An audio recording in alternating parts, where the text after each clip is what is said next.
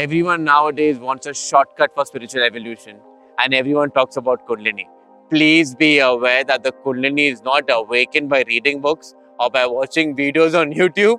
Just be aware that the Kundalini awakening requires right knowledge, the presence of a guru, proper food, and complete surrender to Divine Mother. In today's video, we'll understand what is required before Kundalini and what is a yogic body.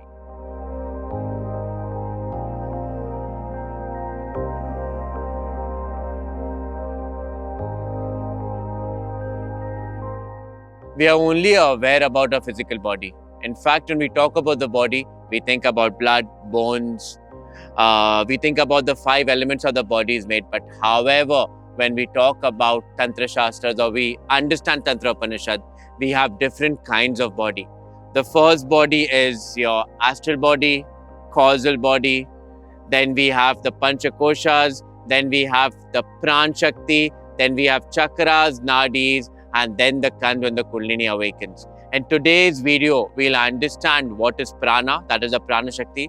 We'll understand the nadis, how they operate, and we'll also understand chakras. After that only, we can have some understanding of Kundalini Shakti and how it awakens. How does the prana works?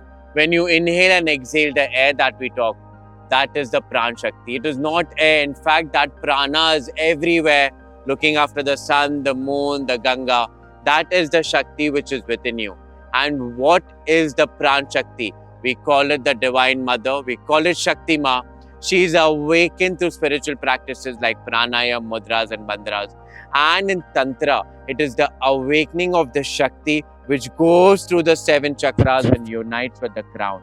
However, let's understand how the nadis are operating and how this prana goes through the nadis so that the awakening of the Kundalini happens. The prana flows through the nadis. Now, let's understand what nadis are. There are approximately 72,000 nadis, which is taken by all the texts. Different texts have different understanding of the nadis. Few texts also believe that how many nerves are in the bodies, that many nadis they have. Now, what are the nadis? The nadis operate at the astral level of our being. They are not the nerves or the nerve endings. They are not the capillaries or the veins. The capillaries and the vein, they carry blood in the body. However, when we talk about the nadis carry the Pran Shakti throughout the body. And when the prana is not flowing in the body properly, we say that the nadis are blocked. When the prana is flowing properly throughout the body, that is where it goes through it and we can experience the flow of energy all over the body. However, the pranas are very deeply associated with the vayus and that we'll pick up later.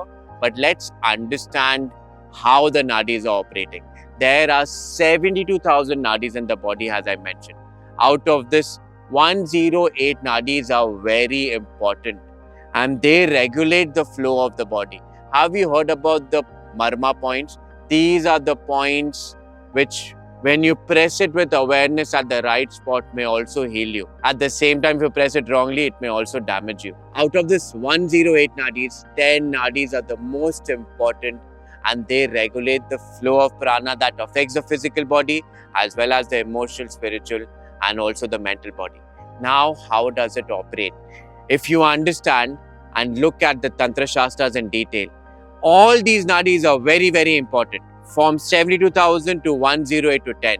But out of that, the 3 nadis are the most important nadis and it is known as Ida, Pingala and Sushumna. The Ida, Pingala and Sushumna, they play a very important role in the Kundalini awakening.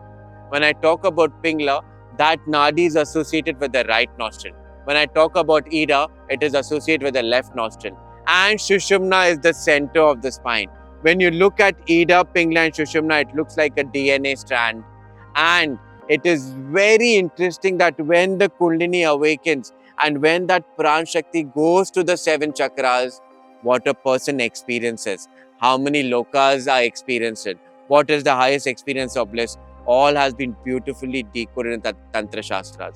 Now, what are chakras? Now, please understand, there are 72,000 nadis as we mentioned earlier. When these nadis crisscross each other, there's a junction created. and that junction is a chakra. So from the crown to the tip of the toe, there are thousands of chakras in your body, and these chakras also become marma point in your body. So when you look esoterically at the astral body or the yogic body, there is so much that we can't comprehend. It is very subjective, it is experiential based, and that is the reason only under the presence of a guru you will understand these esoterics as you'll experience it, and you'll become very aware of how the prana-shakti flows throughout the body. When we talk about chakras, nowadays I hear people saying, my chakras are open, my chakras are closed. It is not possible. If the chakras are closed, you may die. But these chakras are functioning and non-functioning. When we say that the chakras are functioning, that means the prana is going through all the petals and all the nadis.